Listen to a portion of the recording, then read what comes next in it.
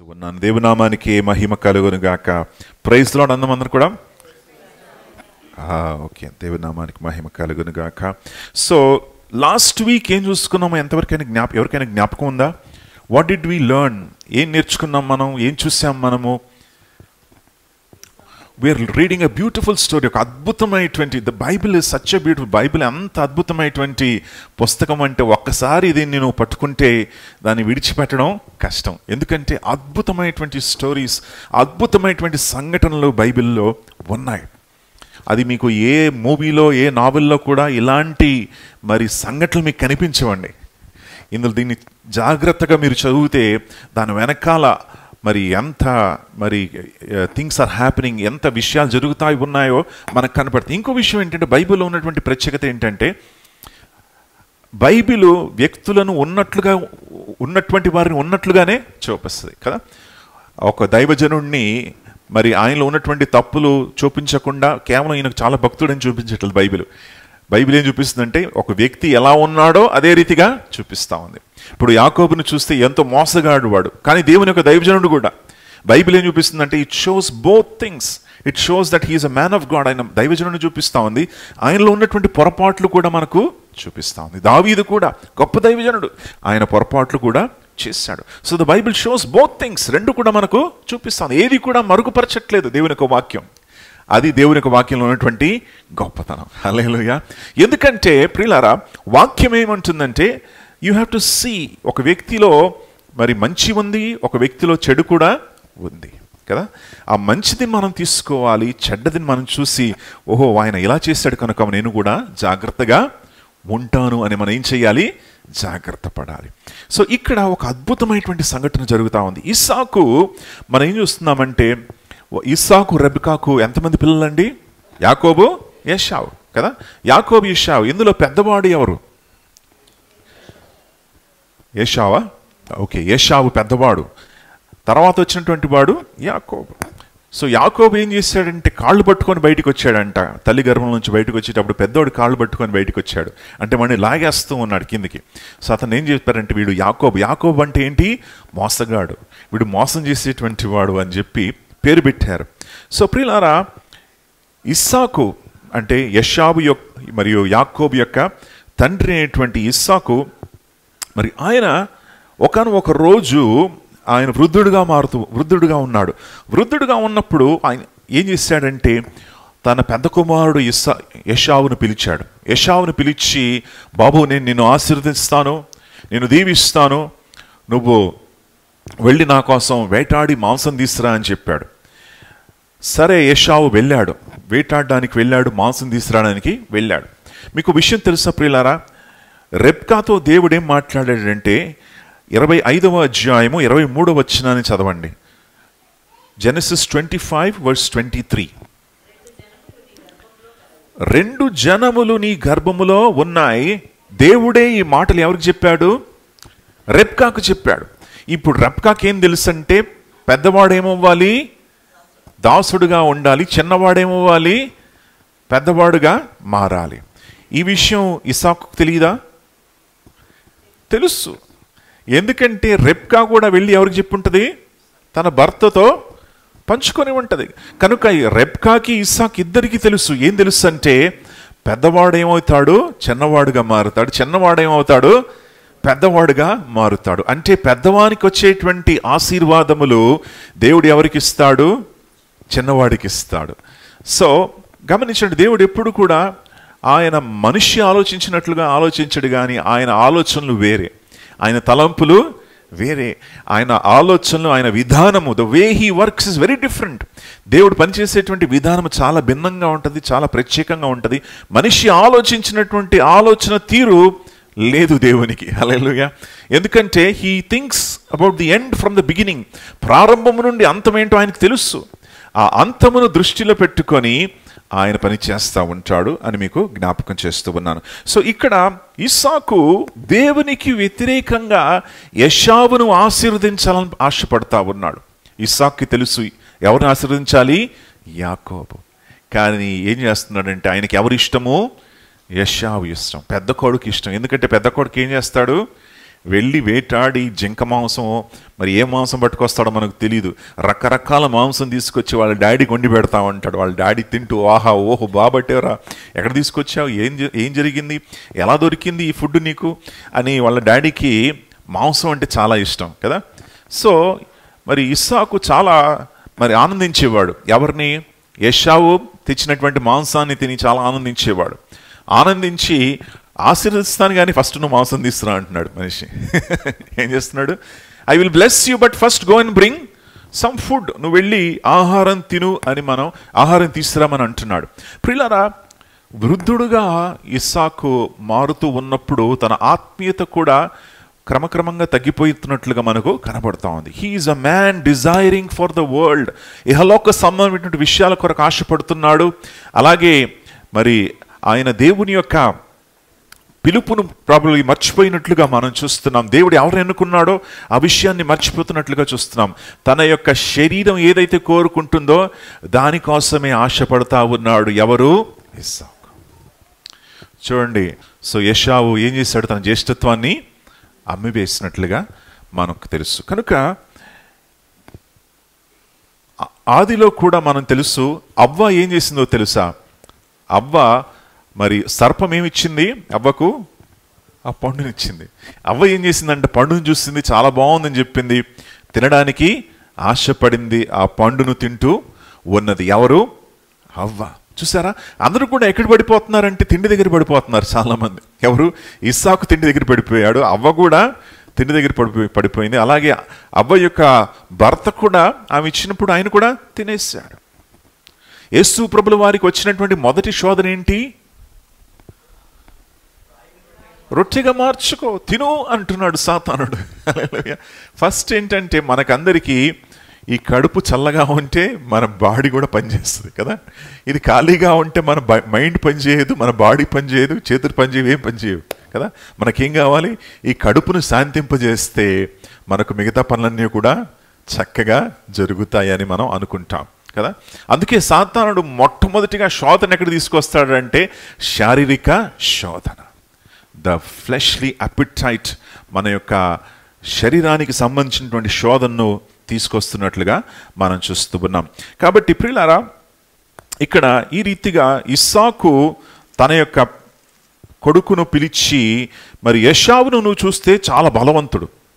ఎందుకంటే ఆయన వేటాడి తీసుకురావాలి, వేటాడాలి, వేటను తన భుజం మీద వేసుకోవాలి, పరిగెత్తాలి. సో బలవంతుడు. బైబిల్ ఎలా ఉంటుందంటే తన చేతులంతా కూడా ఎలా ఉండేదంట? సో ఆ యొక్క వెంట్రికలంతా కూడా చేతులు కాళ్ళ మీద. He was like a manly person అనమాట, బలవంతుడు. ఎవరు? ఏశావు. ఎవరైనా చూస్తే ఇంప్రెస్ అయిపోయేవాడు. ఆహా, ఏశావు చూడండి ఎంత బలవంతుడు. కానీ దేవుడు అతన్ని ఎన్నుకోలేదు. హల్లెలూయా. దేవుడు ఏం చేస్తాడంటే బలహీనులను ఎన్నుకొని బలవంతులు ఏం చేస్తాడు? దేవుడు సిగ్గుపరుస్తాడు. ఎందుకో తెలుసా? బలవంతుల ద్వారా దేవుడు కార్యం చేస్తే మహిమ దేవునికి రాదు. బలహీనులను ఎన్నుకున్నప్పుడు మహిమ ఎవరికి వెళ్తుంది? దేవునికి వెళ్తుంది. హల్లెలూయా. బలహీనులు ఎన్నుకొని దేవుడు బలవంతులను సిగ్గుపరిచేటువంటి దేవుడు. ఏశావు బలవంతుడు, మరి హీఈస్ వెరీ స్ట్రాంగ్. జింక వెనకాల పరిగెత్తుకుంటూ వెళ్ళి దాన్ని మరి వేటాడి దాని మాంసాన్ని తయారు చేసి తీసుకొచ్చేటువంటి బలవంతుడు ఏశావు. కానీ ఆ బలవంతుని దేవుడు ఎన్నుకోలేదు. ఎందుకో తెలుసా? దేవుడు ఏశావు యొక్క హృదయాన్ని చూశాడు. ఏశావు తన హృదయములో బలవంతుడుగా ఉండొచ్చు, కానీ వ్యభిచారిగా జీవిస్తా ఉన్నాడు. ఏశావు దేవునికి దూరంగా ఉంటున్నాడు అని దేవుడు గమనించి ఈ యొక్క కుమారుని ఎన్నుకోలేదు. కానీ ఎవరు ఎన్నుకున్నాడు? ఇస్సాకును దేవుడు ఎన్నుకున్నాడు. దేవుని నామానికి మహిమ కలుగును గాక. ప్రియులారా, సో ఈ రీతిగా మరి ఈ యొక్క విషయాన్ని ఇస్సాకు గమనించలేదు, కానీ తర్వాత ఇస్సాకుకు అర్థమైంది. రెండవది ఏంటో చూద్దాం, ముందుకెళ్దాం. మనం 27వ అధ్యాయము 5వ వచనము నుండి మనం చూద్దాం. ఎవరు వింటున్నారు అక్కడ? రెబ్కా వింటుంది. సో ఇస్సాకు కనపట్లేదు, సరిగ్గా కనపట్లేదు. బహుశా క్యాటరాక్ వచ్చేసింది ఏమంటే, వృద్ధుడైపోయాడు. కళ్ళు సరిగ్గా కనపట్లేదు, మందంగా ఉంది. మందంగా ఉన్నటువంటి సమయంలో రెబ్కా వచ్చి ఇస్సాకు చెప్పేటువంటి మాటలంతా కూడా వింటా ఉంది. వింటూ గబగబా ఏం చేసింది తెలుసా? యాకోబు దగ్గరికి వెళ్ళింది. యాకోబు, నీకు విషయం తెలుసా?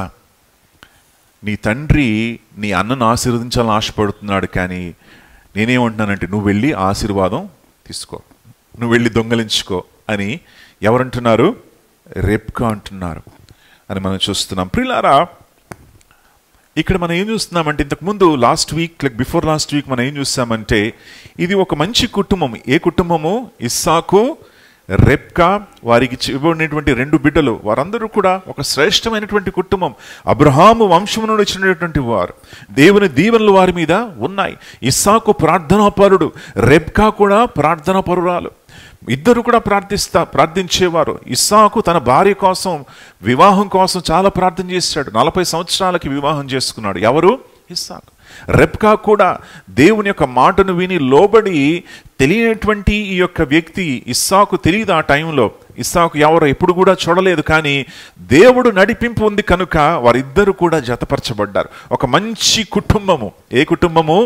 ఇస్సాకు, రెబ్కా యొక్క కుటుంబం. కానీ ప్రియులారా, క్రమక్రమంగా ఏం జరిగిందంటే ఈ కుటుంబము, ఈ దైవిక కుటుంబము లోకాశల్లో పడిపోయి వారి యొక్క ఆత్మీయ దృష్టిని కోల్పోయినట్లుగా మనం చూస్తున్నాం. They have lost their spiritual senses.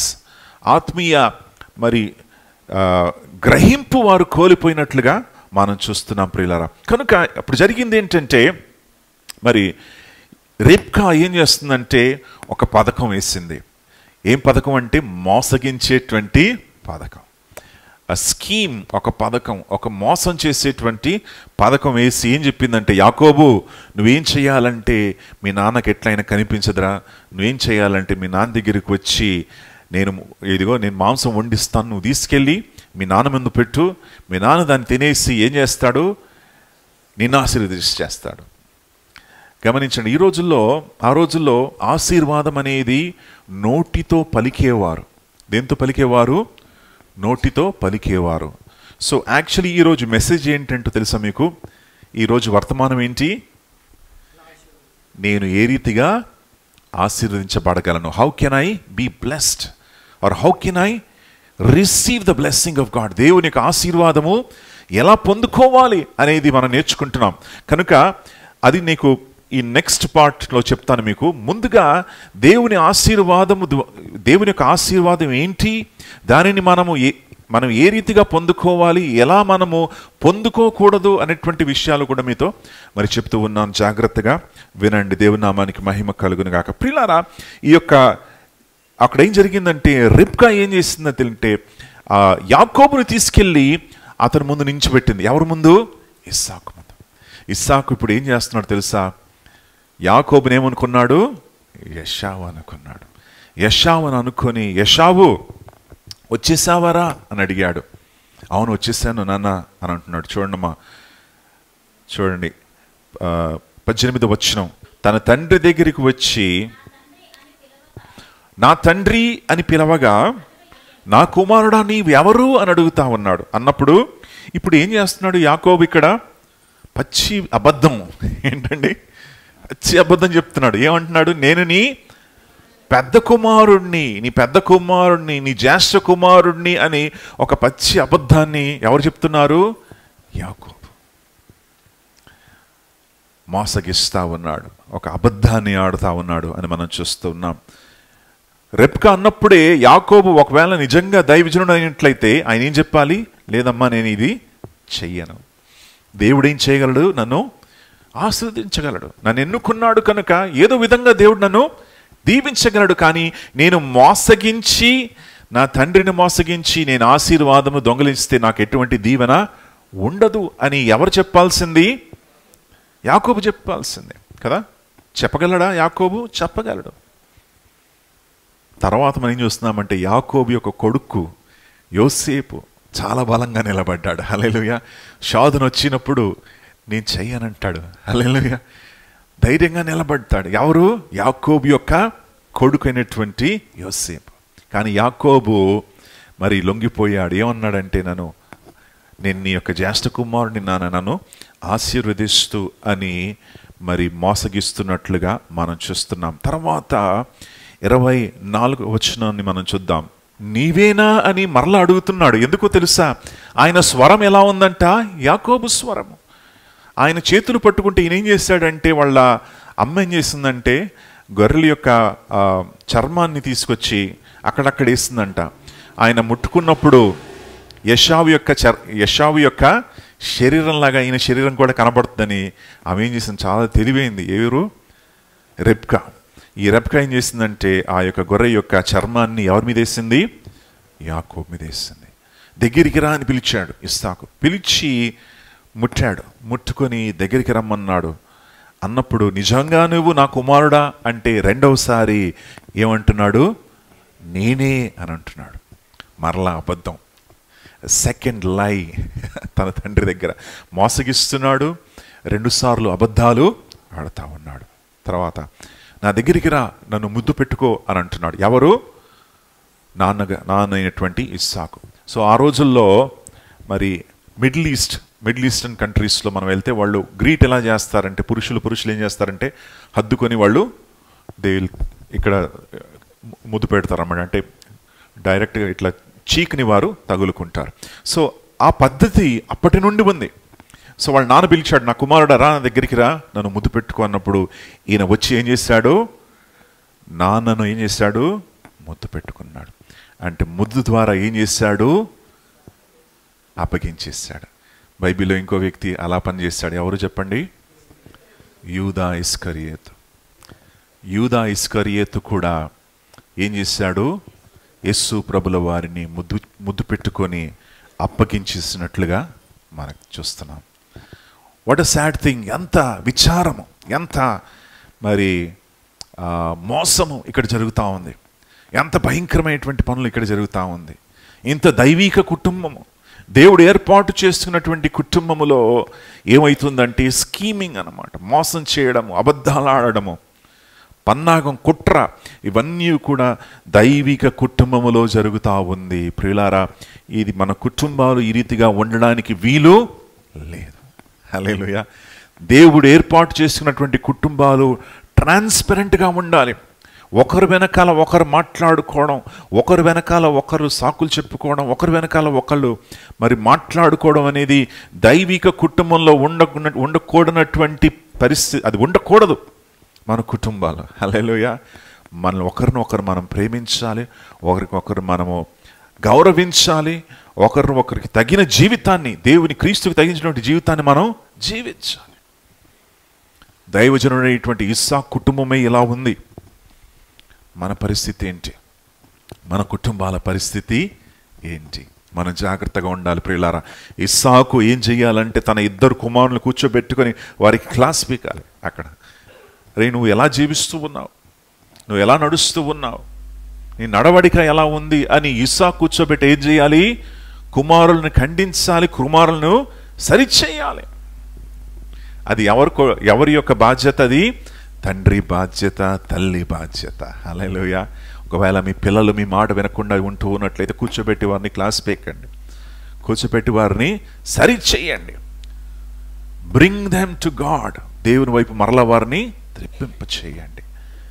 వారు మీ మాటకు లోబడి వారు నడుచుకోవాలి. దేవునామానికే మహిమ కలుగునుగాక. రమ్మన్నాడు, ఆశీర్వదిస్తానన్నాడు. వచ్చాడు యాకోబు, వచ్చి ఆశీర్వాదం పొందుకోవడానికి ప్రయత్నిస్తున్నాడు. యెషావు ఎలా ఆశీర్వదించాడు చూడండమ్మా. అతనిని దీవించి ఇట్లా, నేను దేవుడు నీకు విస్తారమైన ధాన్యము, ద్రాక్షారసము, భూసారము నీకు అనుగ్రహించునుగాక. జనములు నీకు దాసులగుదురు, జనములు నీకు సాగిలపడుదురు, నీ బంధువులకు నీవేం చేస్తావు?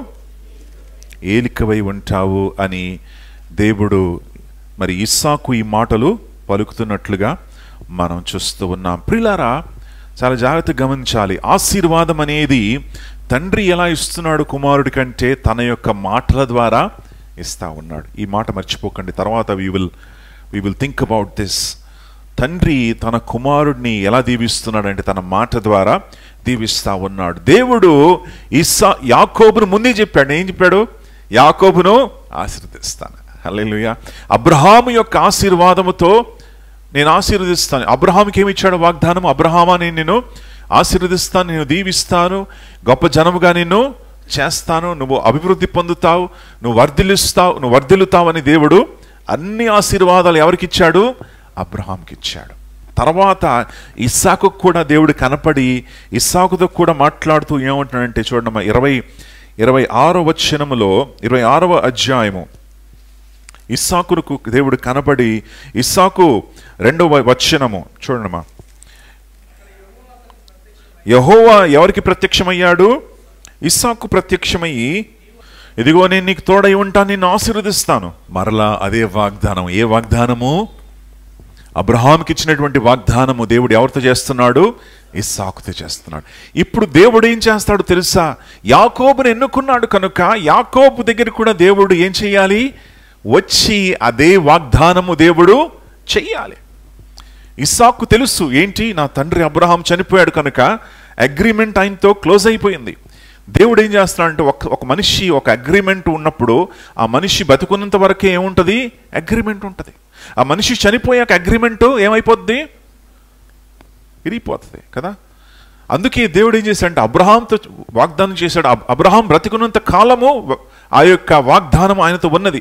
అబ్రహాం చనిపోయాడు, ఇప్పుడు వాగ్దానం ఏమివ్వాలి? దేవుడు మరలా తన కుమారుడిని పట్టుకొని కుమారుడితో వాగ్దానం దేవుడు చేస్తున్నాడు. హల్లెలూయా. God is coming and repeating the same thing to ఇస్సాకుతో చేస్తున్నాడు దేవుడు వాగ్దానం. తర్వాత దేవుడు ఏం చేస్తాడు? ఇస్సాకు చనిపోయాక ఎవరి దగ్గరికి వస్తాడు? యాకోబు దగ్గరికి వచ్చి వాగ్దానాన్ని దేవుడు చేయబోతూ ఉన్నాడు. ఇది ఇలా జరగాలి, ఇది పరిస్థితి, ఇది పద్ధతి. కానీ ఇక్కడ ఏం జరుగుతుందంటే మరి దేవుని యొక్క పద్ధతిని వీడు విడిచిపెట్టి వీరేం చేస్తున్నారంటే ఇస్సాకు ఏం చేస్తున్నాడు? నేను దీవిస్తాను, ప్రభువు నేను దీవిస్తాడు అని ఇస్సాకు అంటున్నట్లుగా మనం చూస్తూ ఉన్నాం. మంచిదే, తండ్రి దీవెన ఎవరు పొందుకున్నారు? యాకోబు పొందుకున్నాడు. హల్లెలూయా. ప్రియులారా, ఈ యొక్క దీవెన ఎలా పొందుకున్నాడంటే మోసముతో పొందుకున్నట్లుగా చూస్తూ ఉన్నాం. కనుక మీకు ప్రశ్న, ఆశీర్వాదము దీవెన మోసముతో పొందుకుంటే అది ఉంటుందా ఉండదా? చల్లుతుందా చల్లదా? చల్లదు కదా. It will not be valid కదా. మనము మోసం చేసి ప్రాకులాడుతూ అబద్ధాలాడి సంపాదించినటువంటి సంపద ఉంటుందా ఉండదా? ఉండదు.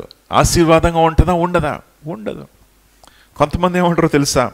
1000 అబద్ధాలు ఆడి ఏం చేయాలంట? పెళ్లి చేయాలంటారు. విన్నారా మాట?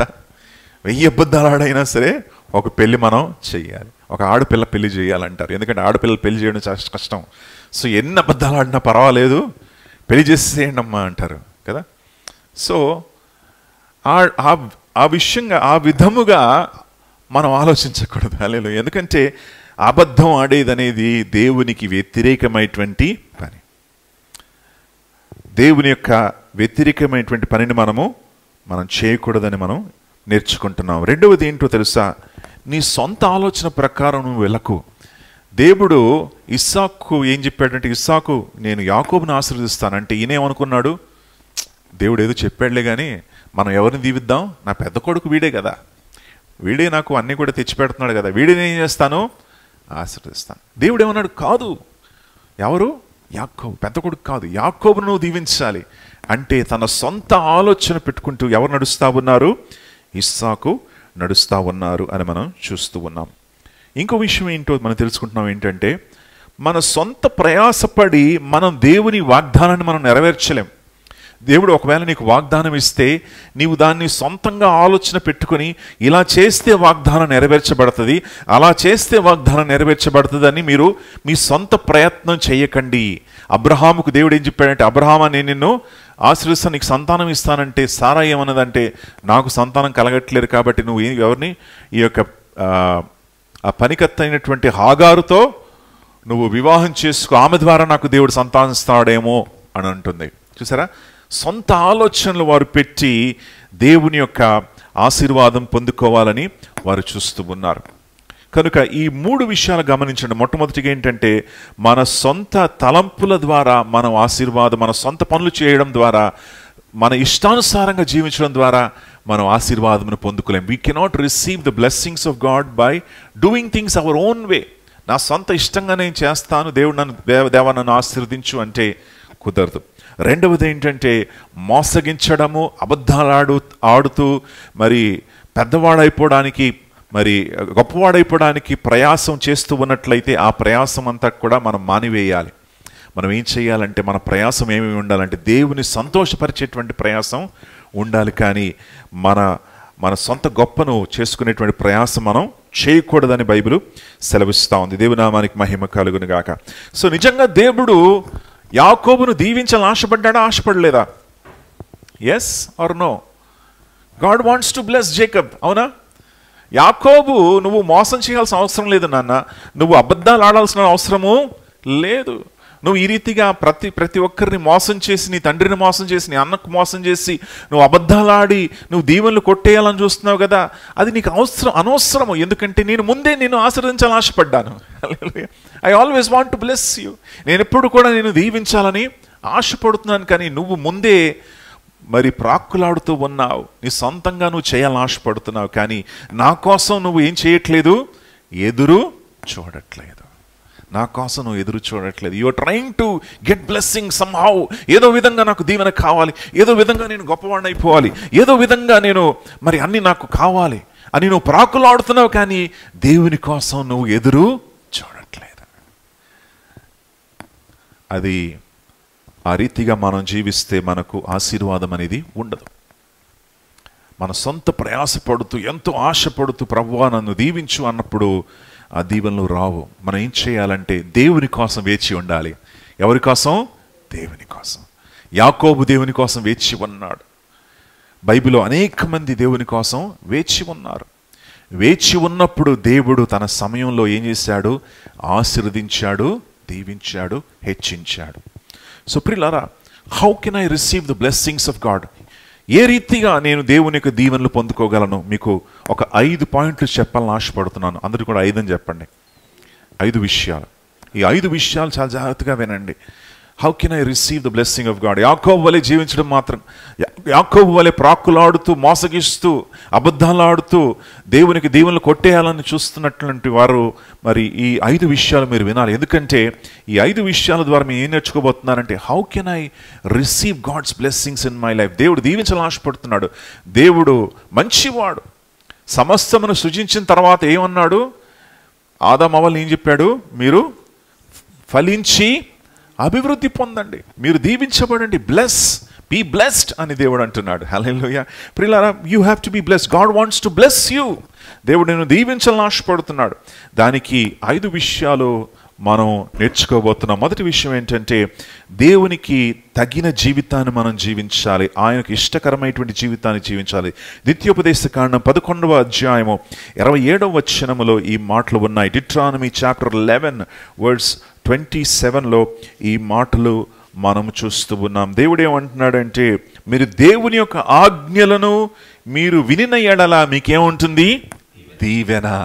ఓకే, ద బ్లెస్సింగ్, ఆశీర్వాదం ఎక్కడుంది, దీవెన ఎక్కడుందంటే దేవుని యొక్క ఆజ్ఞలకు లోబడడం ద్వారానే దీవెన. దేవునికి ఇష్టకరమైనటువంటి జీవితం జీవించడం ద్వారానే మనకేముంటుంది? దీవెన, ఆశీర్వాదం అనేది ఉంటుందని ఖచ్చితంగా మీరు తెలుసుకోవాలి. God wants to bless you, but the root is, దానికి మార్గం ఏంటంటే దేవునికి ఇష్టకరమైనటువంటి జీవితాన్ని జీవించాలి. ప్లీజ్ గాడ్, ఆయనను సంతోషపరచాలి. అన్ని విషయాల్లో దేవుని సంతోషపరచాలి. రెండవది ఏంటో తెలుసా? ద్వితీయోపదేశకాండం 2వ అధ్యాయము 7వ వచనాన్ని చూడమ్మా. Deuteronomy chapter 2 verse 7. నీ చేతి పనులన్నిటినీ కూడా దేవుడు ఏం చేశాడంట? ఆశీర్వదించాడు. ఎఫీసీ 1వ అధ్యాయం 3వ వచనము. ఎఫీసీ 1వ అధ్యాయం 3వ వచనంలో కూడా ఈ మాటలు ఉన్నాయి. అదేంటంటే, ఆయన ఆత్మ సంబంధమైనటువంటి ప్రతి ఆశీర్వాదము మనకు అనుగ్రహించాడు. He has already given us every blessing. ప్రతి విధమైనటువంటి ఆశీర్వాదం మనకు దేవుడిచ్చి ఉన్నాడు. 3వ వచనము, క్రీస్తునందు పరలోక విషయముల్లో ఆత్మ సంబంధమైనటువంటి ప్రతి ఆశీర్వాదము మనకు అనుగ్రహించాడు. హల్లెలూయా. So blessing is already given. ఆశీర్వాదము ఇవ్వబడింది. మనం కేవలం దాన్ని ఏం చెయ్యాలి? తీసుకోవాలి. ఇప్పుడు మా ఇంట్లో నీళ్ళలో ట్యాప్ ఓపెన్ చేస్తే నీళ్ళు రావట్లేదు అనుకోండి, మరి నేనేం చేయాలి? పైన ట్యాంకులో నీళ్లు ఖాళీ అయిపోయింది కదా. ఆ ట్యాంక్లో నీళ్లు ఉన్నాయి, కానీ ఒకవేళ చూడండి, నాకు చెయ్యి కడుక్కోవాలని ఆశపడుతున్నాను. చెయ్యి కడుక్కోవాలంటే ఏం చేయాలి? ట్యాప్ దగ్గరికి వెళ్ళాలి, ట్యాప్ తెరవాలి. ట్యాప్ తెరిచినప్పుడు పైనుండి నీళ్లు దాంట్లోకి వస్తాయి. దాంట్లోకి వచ్చినప్పుడు నా చేతులు కడుక్కోవచ్చు. అదే రీతిగా ప్రియులారా, దేవుడు ఆల్రెడీ ఆ ట్యాంకుని నింపాడు. ఏ ట్యాంకు? పరలోకపు ట్యాంక్ ఆల్రెడీ ఏముంది? నిండి ఉంది. పరలోకంలో ఏముంది? మనకు కావాల్సిన ఆశీర్వాదములు అన్నీ కూడా ఉన్నాయి. మనం ఏం చేయాలంటే కేవలం ఆ ట్యాప్ ఓపెన్ చేసి దాన్ని మనం స్వీకరించాలి. కేవలము ఆ యొక్క మార్గాన్ని దేవుడు మనకు చూపిస్తూ ఉన్నాడు. ఆ యొక్క మార్గాన్ని మనం తెలుసుకోవాలి. అబ్రహాం యొక్క ఆశీర్వాదం దేవుడు ఇచ్చేసాడు. ఇస్సాకు ఆల్రెడీ ఆశీర్వాదం ఇచ్చాడు. యాకోబుకు కావాల్సిన ఆశీర్వాదం ఆల్రెడీ ఉంది. కేవలం మీరు ఏం చేయాలంటే దేవుని యొక్క మార్గంలో నడుచుకున్నట్లయితే ఆ ఆశీర్వాదం దీవెనలు వారు పొందుకోగలరని మీకు జ్ఞాపకం చేస్తూ ఉన్నాను.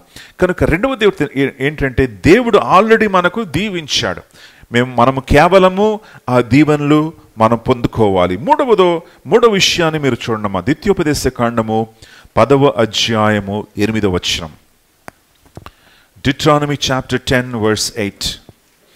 ఆయన నామమును బట్టి దీవించుటకు యెహోవా ఎవరిని ఏర్పరచుకున్నాడండి? లేవి గోత్రపు వారిని ఏర్పరచుకున్నాడు. ఎందుకు ఏర్పరచుకున్నాడంటే వారు ప్రజలను దీవించడానికి ఏర్పరచుకున్నాడు. దేవుని నామానికి మహిమ కలుగును గాక. ప్రియులారా, ప్రజలను దీవించడానికి దేవుడు ఎవరిని ఏర్పరచుకున్నాడు? లేవీయులు. ఆ రోజుల్లో లేవీయులు నిలబడి వారు చేతులు పైకెత్తి ప్రజల్ని దీవించేవారు. సంఖ్యాకాండం 6:20లో ఆ దీవెనలు ఏంటో మీకు కనిపిస్తాయి. వారు ఇశ్రాయేల్ని దీవించడానికి, ప్రజల్ని దీవించడానికి దేవుడు లేవీయులను ఎన్నుకున్నాడు. ఈ రోజుల్లో కూడా దేవుడు యాజకులు అనేటువంటి దైవజనుల్ని దేవుడు ఎన్నుకున్నాడు. ఆ దైవజనుల ద్వారా దేవుడు ఏం చేస్తాడు? దీవెనలు, ఆశీర్వాదములు కుమ్మరిస్తాడు. The man of God is there. దైవజనుడు ఉన్నాడు. ఆ దైవజనుడికి మనం వెళ్ళినప్పుడు దైవజనుడు ఏం చేస్తాడంటే దేవుని యొక్క దీవెనలు, ఆశీర్వాదములు మరి దేవుడు దైవజనుడి ద్వారా మీ జీవితాల్లో దాన్ని తీసుకొస్తాడు. హల్లెలూయా. లేవీయులు మరి దేవుడు ఏర్పాటు చేసుకున్నారు. ఆ లేవీయుల ద్వారా దీవెన, ఆశీర్వాదం అనేది వారి యొక్క గృహములో వారిలోకి వచ్చినట్లుగా మనం చూస్తూ ఉన్నాం. మూడవది ఏంటో తెలుసా అండి ప్రియులారా? మూడవ విషయంలో ఏముందంటే యేసయ్య కూడా చూడండి, లూకా సువార్త 24వ అధ్యాయం 50వ వచనం చూడమ్మా. లూకా 24:50. లూకా 24:50లో యేసయ్య కూడా ఏం చేశాడో చూడండి. చేతులెత్తి వారిని ఆశీర్వదించి. చూసారా? యేసయ్య కూడా తన శిష్యులను ఏం చేశాడు? ఆశీర్వదించాడు. తన చేతులెత్తి వారిని దీవించాడు కదా. So God's heart is always to bless his people. దేవుని హృదయం ఏంటంటే ఎప్పుడు కూడా తన బిడ్డల్ని దీవించాలని ఆశపడుతున్నాడు అని మనం చూస్తున్నాం. దీవెన, ఆశీర్వాదం అనేది ఎలా వస్తుందో తెలుసా? గ్రహించండి ఈ మాట. అది ఎలా వస్తుందంటే నోటి మాట ద్వారా వస్తుంది. ఎలా వస్తుంది? నోటి మాట ద్వారా వస్తూ ఉంది. ఇస్సాకు నోరు తెరచి తన కుమారుడిని ఆశీర్వదించాడు. మనం నోరు తెరిచి మనం ఆశీర్వదించాలి. యేసయ్య నోరు తెరచి తన శిష్యులను ఆశీర్వదించాడు. బైబిల్ ఏముంటుందంటే జీవము, మరణము దేంట్లో ఉందంట? నాలుకలో ఉన్నది. మన నోరు తెరిచి దీవించినప్పుడు ఆశీర్వాదం అనేది లోపలికి వస్తుంది, హృదయంలోకి ప్రవేశిస్తుందని మనం చూస్తూ ఉన్నాం. హన్నా మరి దేవుని దగ్గరికి వచ్చి మొరపెట్టి నా కుమారుడు కావాలి ప్రభు అని మొరపెడుతున్నప్పుడు దైవజనుడు ఏంటంటే ఏలి ఏం చేశాడు తెలుసా? అమ్మ, దేవుడు నీ మొరను వినుగాక అని కూర్చొని ఆమెను ఏం చేశాడు? దైవజనుడు దీవించిన తర్వాత హన్నా ఏమైంది? పిల్లలు కన్నది. హల్లెలూయా. So the blessing is released from the mouth. మీ నోటిలో నుండి ఆశీర్వాదం అనేది ఏమవుతుంది? బయలుదేరుతూ ఉంది కదా. దీవెన ఎక్కడుంది? ఆశీర్వాదం ఎక్కడుంది? నీ నోట్లోనే ఉంది. ఎందుకంటే మన హృదయాల్లో ఎవరు నివసిస్తున్నారు? దేవుడు నివసిస్తున్నాడు. హల్లెలూయా. ఆ దీవెన, ఆశీర్వాదం నాలో ఉంది. అది నా జీవితంలోకి ఎలా వస్తుందంటే బై స్పీకింగ్, ప్రకటించడం ద్వారా దీవెన, ఆశీర్వాదం అనేది వస్తుంది మా జీవితంలో. హల్లెలూయా. ఎలా? ప్రకటన ద్వారా, ప్రకటించడం ద్వారా దీవెన, ఆశీర్వాదం. లూకా సువార్త 4వ అధ్యాయంలో కూడా, ఎందుకంటే you need to learn this, ఈ సత్యాన్ని మీరు తెలుసుకోవాలి. ప్రకటించడం ద్వారా దీవెన, ఆశీర్వాదము మన జీవితంలోకి వస్తుందని మీరు గ్రహించాలి. 4వ అధ్యాయము 18వ వచనములో యేసు ప్రభుల వారు అన్నటువంటి మాటలు ఒకసారి మనం చూద్దాం. ప్రభు ఆత్మ నా మీద ఉన్నది, ప్రకటించుటకై నన్ను అభిషేకించెను, ప్రకటించుటకు, విడిపించుటకు. ప్రకటించుటకు ఎన్నిసార్లు ప్రకటించుటకు కనబడుతుంది? 3 times. సో యేసయ్య లోకములో తన కార్యాన్ని ఎలా జరిగించాడంటే ప్రకటించడము ద్వారా. దేవుడు ఏం చేశాడంట? దేవుడు యేసయ్యను దీవించాడు, యేసయ్యను ఆశీర్వదించాడు. యేసయ్య ఏం చేయాలంటే ఆ దీవెనలో ఆశీర్వాదం ప్రజలకు అందించాలంటే ఆయన ఏం చేయాలి? ప్రకటించాలి. అందరూ చెప్పండి గట్టిగా, ప్రకటించాలి. ఇంగ్లీష్లో ఏముందంటే ప్రొక్లెయిమ్. అందరూ చెప్పండి ఇంగ్లీష్లో, ప్రొక్లెయిమ్, ప్రకటించు. So the way in which you receive the blessings of God, దేవుని యొక్క దీవెనలు నీ జీవితంలో, నీ కుటుంబంలో, నీ లైఫ్లో ఎలా వస్తుందంటే ప్రకటించడము ద్వారా వస్తుంది. హల్లెలూయా. ఇస్సాకును మనం చూస్తున్నాం, ప్రకటిస్తున్నాడు తన కొడుకు మీద, రే బాబు నువ్వు ఆశీర్వదిస్తావు, దేవుడు నిన్ను దీవిస్తాడు, నా కుమారుడు వర్ధిల్లుతాడు అని ఇస్సాకు నోటి మాట ద్వారా ప్రకటిస్తూ ఉన్నాడు. యేసు ప్రభుల వారు నిలబడి ఉంటున్నాడంటే దేవుడు నన్ను ఆశీర్వదించాడు, బీదలకు సువార్తను ప్రకటించడానికి, ఇదిగో చెరలో ఉన్నటువంటి వారికి విడుదల ప్రకటించడానికి, ప్రభు హితవత్సరాన్ని ప్రకటించడానికి దేవుడు నన్ను పంపి ఉన్నాడు. ఈరోజు నీ జీవితంలో కూడా ప్రకటన ద్వారా నీవు దీవించబడబోతున్నావు. By proclaiming the word of God, దేవుని యొక్క వాక్యాన్ని ప్రకటించడం ద్వారా, దీవెనను ప్రకటించడం ద్వారా నీవు దీవించబడబోతున్నావు, ఆశీర్వదించబడబోతున్నావు అని మీకు జ్ఞాపకం చేస్తూ ఉన్నాను. ఇంకొక మాటను మనము చూద్దాం. అదేంటంటే ఇది ఏ రీతిగా మనం ప్రకటించాలి, ఎలా ప్రకటించాలంటే, ప్రభువా నీకు స్తోత్రం, ఇదిగో నా జీవితంలో నువ్వు ఆశీర్వాదంగా నన్ను నిలబెట్టినందుకు వందనాలు, నా జీవితంలో ప్రతి ఆశీర్వాదం నాకు ఇచ్చినందుకు వందనాలు, ప్రతి రోగము నన్ను విడిచి వెళ్ళిపోవాలి, ప్రతి సమస్య నన్ను విడిచి వెళ్ళిపోవాలి, యేసు నామములో నేను దీవించబడ్డాను, యేసు నామములో నా కుటుంబము దీవించబడింది, యేసు నామములో నా బిడ్డలు దీవించబడుతున్నారు, వారికి శ్రేష్టమైనటువంటి భవిష్యత్తు దేవుడు నాకు ఇస్తున్నాడు, నా బిడ్డలు దీవించబడబోతున్నారు అని నువ్వు ఏం చెయ్యాలి? ప్రకటించాలి. Speak speak speak.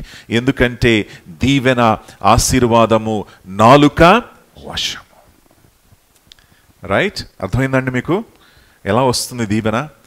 నాలుక ద్వారా, ప్రకటించడము ద్వారా దేవుని యొక్క దీవెన మన హృదయాల్లో, మన కుటుంబాల్లో, మన జీవితాల్లోకి వస్తూ ఉంది. అందుకే నీ నోటి మాటను జాగ్రత్తగా వాడు కదా. శపించకు, నీ పిల్లల్ని శపించకు కదా, దీవించు, ఆశీర్వదించు, కానీ శపించకు. కనుక ప్రియులారా, మీ నోటి మాట ద్వారా దేవుడు, నీ యొక్క మాటలో శక్తి ఉంది, నీ మాటల్లో బలం ఉన్నది.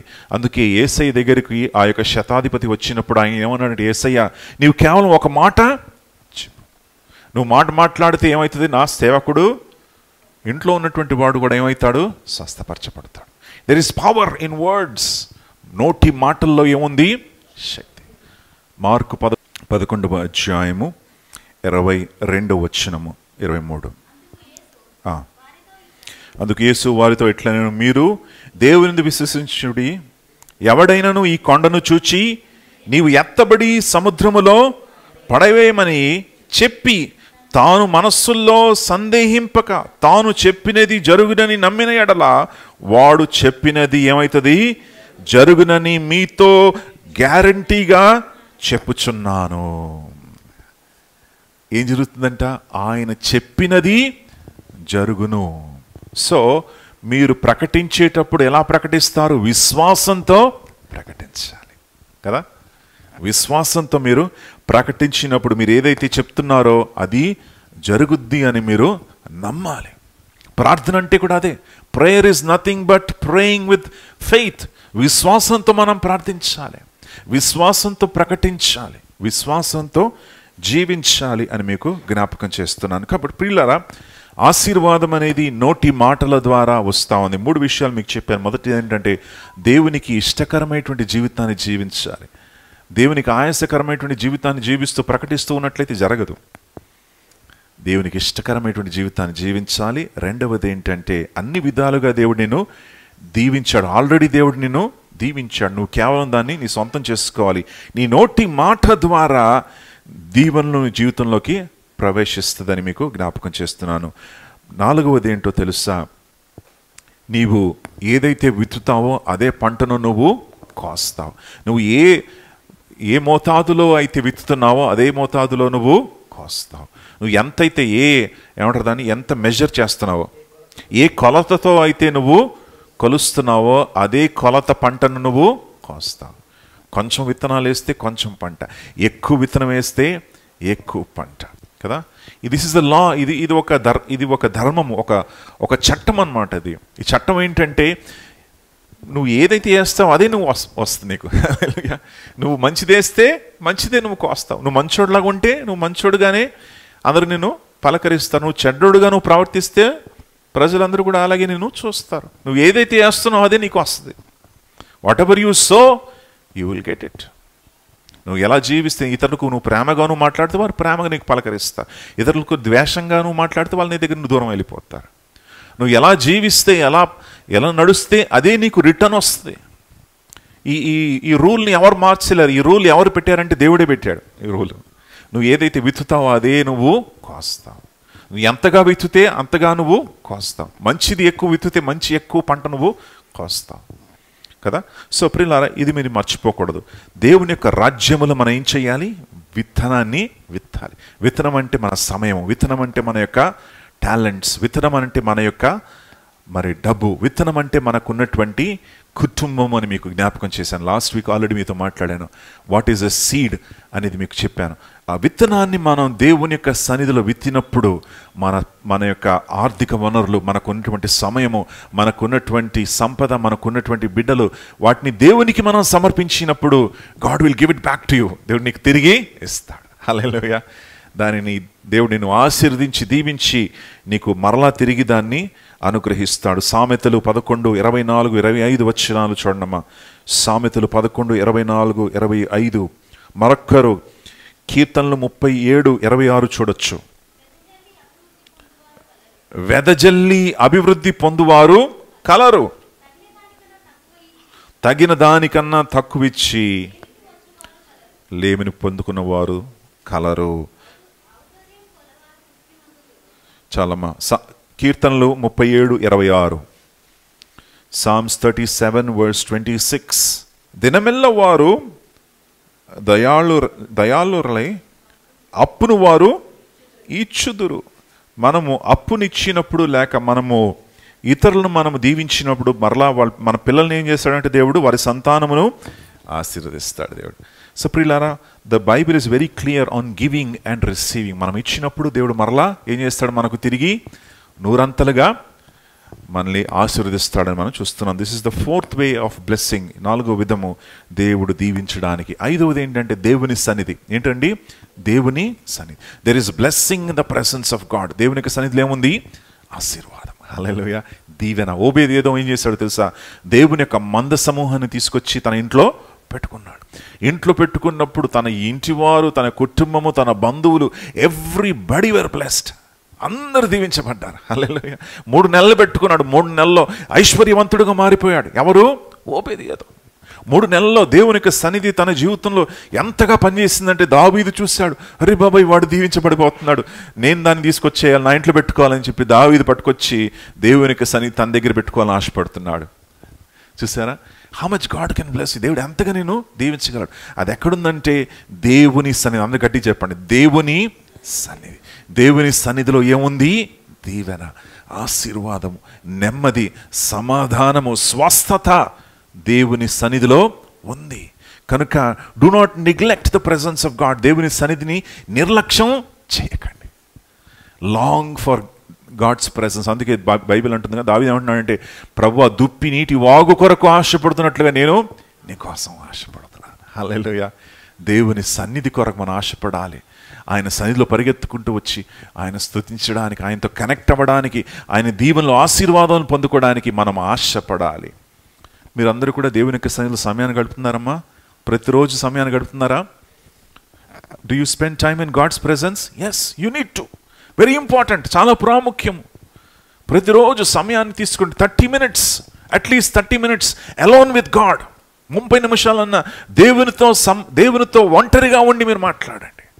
దేవునితో ఏకాంత సమయాన్ని గడపండి. ప్రభువును స్తుతించండి, ఆరాధించండి.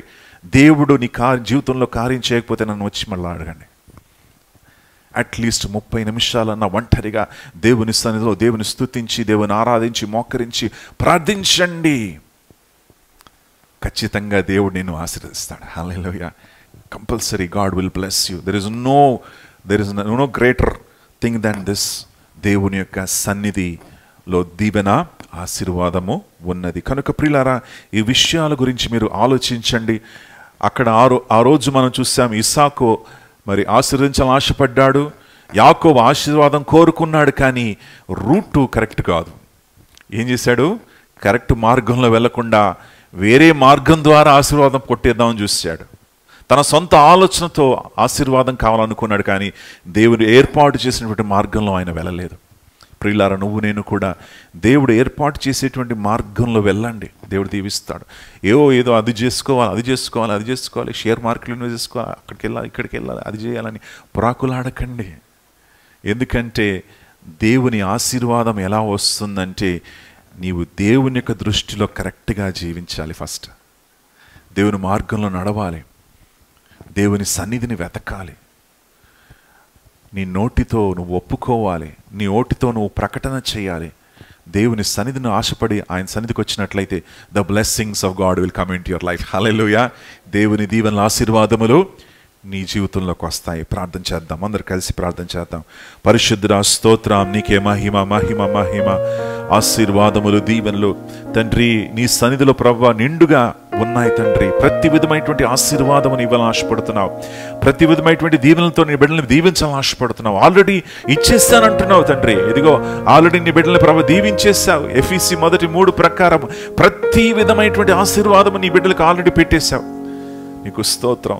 ఒక మంచి తండ్రి తన పిల్లల కోసం తన పిల్లల కోసం ఏ రీతిగా అయితే ఆయన ఏర్పాటు చేసి ఆయన సమస్తమును ఏర్పాటు చేసి తన పిల్లల కోసం పెడతాడు, అదే రీతిగా పరలోకపు తండ్రి మన కోసం ప్రతిదీ కూడా ఏర్పాటు చేశాడు. ఇదిగో తండ్రి, మేము నీ దీవెనలు, ఆశీర్వాదములు తండ్రి మా సొంత ఆలోచన ప్రకారం పొందుకోవడానికి ప్రయాసపడుతున్నాం తండ్రి. మమ్మల్ని క్షమించండి. ఎంతో ప్రయత్నం చేస్తున్నాం, కానీ ప్రభు దీవెనలు రావట్లేదు. ఎంతో విధంగా ఆశపడుతున్నాం, ఎంతో మరి ప్రాకులాడుతున్నాం తండ్రి. యాకోబు వలె మోసగిస్తూ, యాకోబు వలె ఎంతో ఆశ ఉన్నది యాకోబులో దీవించబడాలని, కానీ ప్రభువా మార్గము కరెక్ట్ కాదు. అబద్ధాలు ఆడుతూ, మోసగిస్తూ తండ్రి, బిట్రై చేస్తూ తండ్రి తన తండ్రిని ఆయన మోసగించి ఆశీర్వాదం తీసుకోవాలని ఆశపడ్డాడు, కానీ ఒక్క ఆశీర్వాదం కూడా పొందుకోలేకపోయాడు ప్రభువా. చివరిగా నీతో పోరాటం చేసి ఆశీర్వాదం పొందుకున్నాడు. అయ్యా, మేము యాకోబు వలె ఉండకుండా ఇదిగో తండ్రి మా జీవితాలు సరిచేసుకొని దేవుని మార్గంలో నడుస్తూ, పరిశుద్ధ జీవితాలు జీవిస్తూ, దేవునికి అనుకూలమైనటువంటి జీవితాలు జీవిస్తూ, మా నోటి మాట ద్వారా, మా ప్రవర్తన ద్వారా, జీవితం ద్వారా నీకు అనుకూలంగా జీవించి నీ సన్నిధిలో ఉన్నటువంటి దీవెనలు పొందుకోవడానికి సహాయం చేయండి. నీకే మహిమ, ఘనత, ప్రభావము కలుగును గాక. యేసయ్య శ్రేష్టమైన నామములో మనవి చేస్తున్నాను తండ్రి. ఆమేన్.